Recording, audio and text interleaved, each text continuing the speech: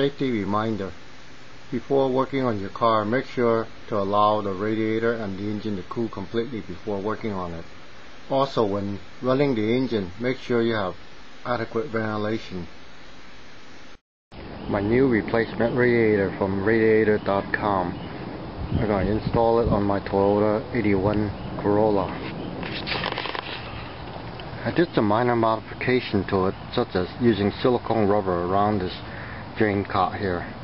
So when you open this valve here, it's not going to leak over the bottom of the radiator or the car. I am about to replace the radiator on my 1981 Toyota Corolla. I have a crack on the upper left corner of the radiator here. I patched it with solder last year when I replaced the coolant, and it started leaking recently. Although it's not leaking right now, but I want to play it safe. It's better to replace the radiator so it's not going to leak for a while. I'm going to start by removing the screws holding the radiator shroud, and then remove the radiator shroud before I can get to the bottom drain cot to drain the radiator and the engine block.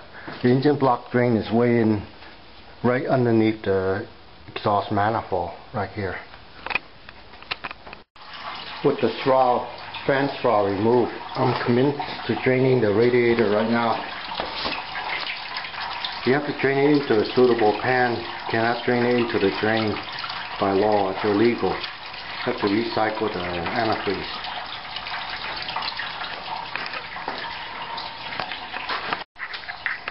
Be sure also to turn the heater on to high. That way all the coolant from the heater core will be drained. Next, I open up the engine drain cot and drain the engine, and then follow by filling the radiator, the old radiator that is, back with water, and then run the engine for about 5 minutes to flush out the impurities. For faster flushing, be sure to remove the housing and remove this thermostat. This one's going to be discarded. I'm going to install a brand new one. It's safe to do so every time when you work on your cars, to put a new thermostat in there. That way you can be assured that it's not going to overheat. And I'm going to start the car and run it for 5 minutes. Be sure to do it in a well ventilated area. In my case, I have the back door open, so I'll be safe, and the garage door will be open. I flush the overflow container of antifreeze and then refill fresh water several times and then flush again to make sure it's absolutely clean. After flushing the cooling system several times, I'm about to remove the old radiator and put in the new one. I already got the hoses disconnected. There's right now only 2 screws holding the radiator to the car. I'm about to dismantle it now. Now I have the new radiator installed on the car. But when installing, be sure to check all your radiator hoses and make sure the rubber is soft and pliable.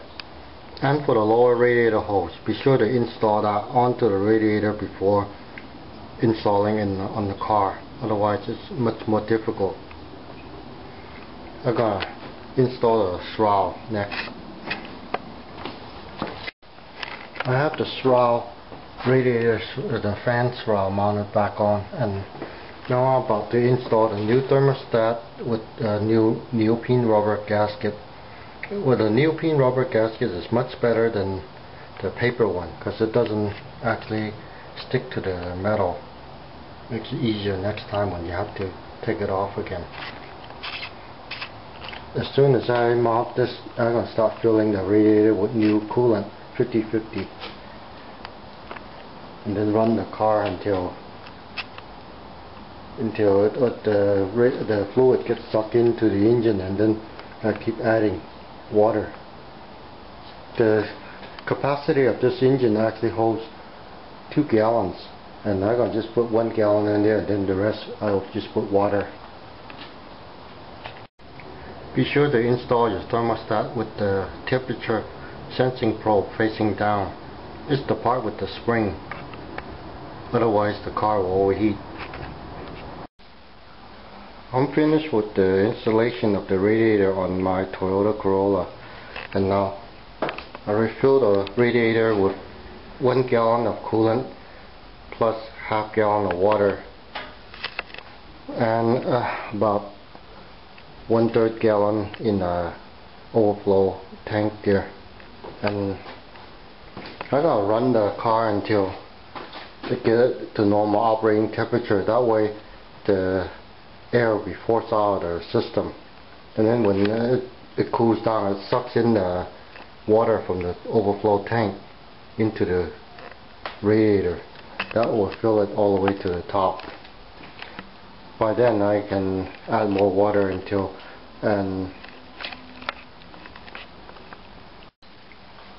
all the air gets drawn out of the system. That way it cut down on corrosion. I'll see how long this radiator will last. It seems like the quality of this radiator is comparable to the original equipment manufacturer, Toyota, as opposed to this this one I took out that was replaced. This one I purchased it about 9 years ago, and it started to leak a couple of years back, and I tried patching it. It only lasts about less than a year and then start weeping again. I think what happened is the solder joint right at the core started to separate due to expansion and contraction. It opened up. That's what happened. It's not a severe leak, it's just a small seeping one. But who knows what may all of a sudden open up on me, and then I'll be in trouble. Before I take this car out for a spin, I'm going to have to make absolutely sure all the fittings are nice and tight and no leakage. So far it appears to be okay, no problems. This is Peter Marr.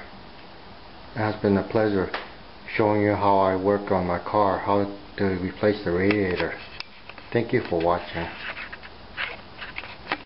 I forgot to mention earlier in making this video that my car is a manual transmission one and doesn't involve connecting the two automatic transmission cooler lines.